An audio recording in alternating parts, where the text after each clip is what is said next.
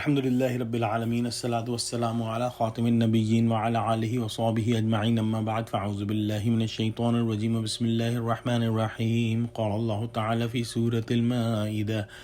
وإذ قال الله يا عيسى ابن مريم أأنت قلت للناس اتخذوني وأمي إلهين من دون الله قال سبحانك ما يكون لي أن أقول ما ليس لي بحق إن كنت قلته فقد علمته تعلم ما في نفسي ولا أعلم ما في نفسك إنك أنت علام الغيوب. Translation: And think when Allah will ask, O Isa, Jesus, son of Maryam, did you say to the people, worship me and my mother as two gods besides Allah? He will say, glory to you.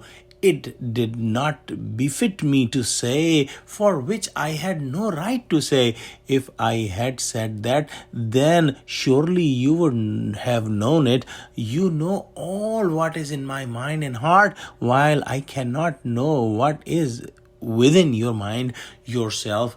Indeed, you alone is knowing of all the unseen and the hidden things. Here, one of the scenes of the Day of Judgment is described when Allah subhanahu wa ta'ala will ask Jesus alayhi salam that did you ask the people to worship you and your mother besides Allah subhanahu wa ta'ala? This question will be asked when all the humanity, including all the Christians, will be there. The Christians who claim that they believe Jesus alayhi salam, the question will be asked and Jesus alayhi salam will clearly negate that he ever said that he should be worshipped or his mother should be worshipped. He will say that, oh Allah subhanahu wa ta'ala, glory to you.